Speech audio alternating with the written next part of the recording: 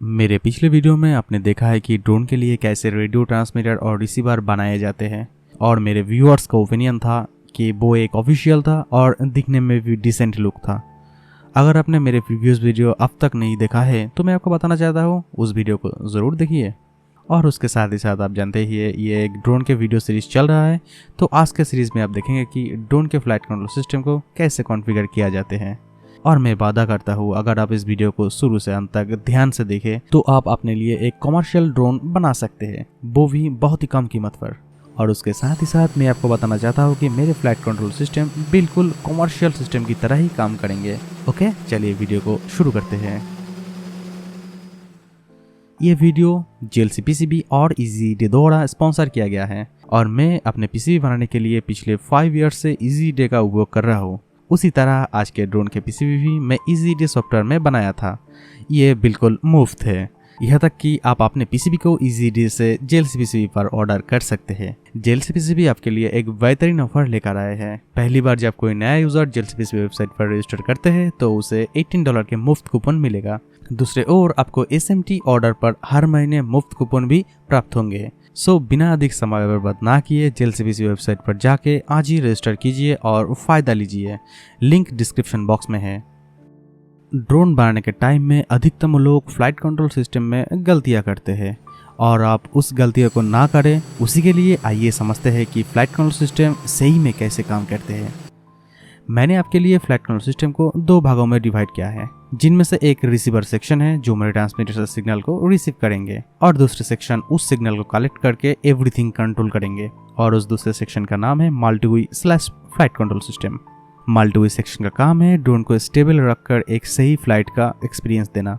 As a result आप कह सकते हैं कि मल्टी-वी सेक्शन ड्रोन के सारे पुर्जे को कंट्रोल करते हैं। ओके, मुझे उम्मीद है कि आप इस मामले को सही ढंग से समझ ही गए होंगे। ओके, जरा याद देखिए, यह है मेरे फ्लाइट कंट्रोल सिस्टम बोर्ड जिसे मैं JLC PCB से ऑर्डर किया था। मैंने यह 10 पीसेस PCB का ऑर्डर किया था और मुझे उम्मीद है कि इस PCB बोर्ड पर कोई भी फॉल्ट नहीं होंगे।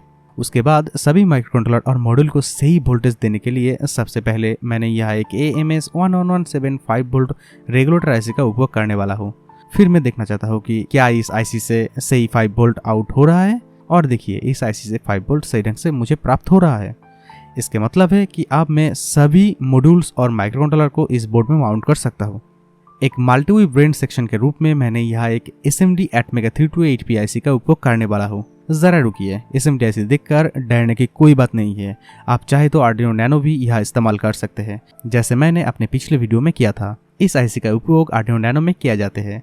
जस्ट मैंने यह अपने ड्रोन का वजन में हल्का करने के लिए यह PCB पर SMD IC का उपयोग कर रहा हूँ। और जरा ध्यान दें, इसके साथ ही साथ आपको कोड को आदान प्रदान करने के लिए एक USB कम्युनिकेशन की आवश्यकता है। इसीलिए मैंने यह एक AC304 USB कम्युनिकेशन IC का उपयोग करूंगा और आप इस IC को Arduino Nano में देख सकते हैं। आप चाहे तो इसे Arduino Nano से भी निकाल सकते हैं। अगर आप बिगिनर है तो directly Arduino Nano prototype board में इंस्टॉल कीजिए। फिर भी यदि आप कन्फ्यूजन है तो मैं कहूँगा ओनली इस IC से मैं एक वीडियो बनाया था कैसे हर एक IC को प्रोग्राम किया जा सकता है केवल AC34 IC से। आप उस वीडियो को देखिए। जरा ध्यान से देखिए, आप इस बोर्ड पर जितने भी कंपोनेंट अभी दिख रहे हैं ये सभी कंपोनेंट Arduino Nano में इस्तेमाल किया जाता है। आप कह सकते हैं ये मेरे बनाए हुए एक Arduino Nano है। और आपको याद ही होगा, जैसे कि मैं पहले बताया था, फ्लाइट कंट्रोल सिस्टम ड्रोन के बैलेंस को कंट्रोल करते हैं। इसीलिए मैंने यहाँ एक MPU 6050 जायरोस्कोप मॉड्यूल का उपयोग करूंगा और इसे मैं अपने बोर्ड पर माउंट भी कर दूंगा। और यहाँ आप देख सकते हैं कि हमारे फ्लाइट कंट्रोल सिस्टम रेडी है, मगर अभी भी कुछ काम बाकी है। जस्ट अब हमें केबल ट्रांसमीटर से सिग्नल रिसीव करने के लिए रिसीवर सेक्शन की आवश्यकता है। इसीलिए यहाँ मैं एक दूसरे Atmega 3280p IC का उपयोग करने जा रहा हूँ और इसका उपयोग Arduino Uno में किया जाते हैं। और उसके साथ ही साथ मैं एक NRF24 ट्रांसीवर मॉड्यूल का भी उपयोग करने वाला हूँ जो मेरे रेडियो ट्रांसमीटर के सिग्नल को रिसीव करने के लिए है। ओके, अब आप ही मुझे बताइए, क्या इसे बनाना मुश्किल था? नहीं, राइट? ओके, आप देख सकते हैं कि हमारे ड्रोन के फ्लाइट कंट्रोल सिस्टम कंप्लीट हो चुका है, जिसे बनाना बहुत ही आसान था, राइट? ओके, अब समय है सारे IC में सही कोड को अपलोड करना और ड्रोन के लिए रिसीवर सेक्शन में हमें PPM कोड को अपलोड करना होगा। ये है वो PPM कोड और इस कोड को मैं अपने होममेड प्रोग्रामर की मदद से Atmega 3280p IC में अपलोड कर लूँगा और उसके बाद फ्लाइट कंट्रोल सेक्शन में मल्टी-वी फर्मवेयर को भी अपलोड करना होगा। इसीलिए मैं USB केबल को फ्लाइट कंट्रोल सिस्टम से कनेक्ट कर लूँगा और आपको पता ही है ये है आर्डिनो नैनो, सो मैं यह आर्डिनो नैनो सिलेक्ट कर लूँगा। और फ्रेंड्स आप देख सकते हैं ये है वो मल्टी कोड में आपको बस config.h में जाना होगा और आपको बस वहाँ से MPU 6050 जायरोस्कोप को एक्टिव करना होगा और उसके बाद आपको इस कोड को अपलोड कर देना है। कोड अपलोड करने के बाद मैं एक मल्टी कॉन्फ़िगर नेम के एक सॉफ्टवेयर को ओपन करूँगा और मैं उस सॉफ्टवेयर में सही आर्डिनो पोर्ट को सिलेक्ट भी कर लूँगा और फिर आपको इस स्टार्ट बटन में क्लिक करना है और देखिए यह कुछ ग्राफ मुझे दिखा रहा है। अब मुझे ड्रोन के बैलेंस को ठीक करने के लिए इस बोर्ड को मैं एक फ्लाइट सरफेस में रखूँगा। ये प्रोसेस एक कंप्लीट ड्रोन के लिए है, लेकिन मैं यह एक एग्जाम्पल के रूप में मैं आपको दिखा रहा हूँ। उसके बाद मैं कैलिब्रेशन एक्सेलेरोमीटर में क्लिक करूँगा और 10 सेकंड के बाद आप देख सकते हैं कि मेरे बोर्ड की लाइव पोजीशन डिस्प्ले में दिखा रहा है।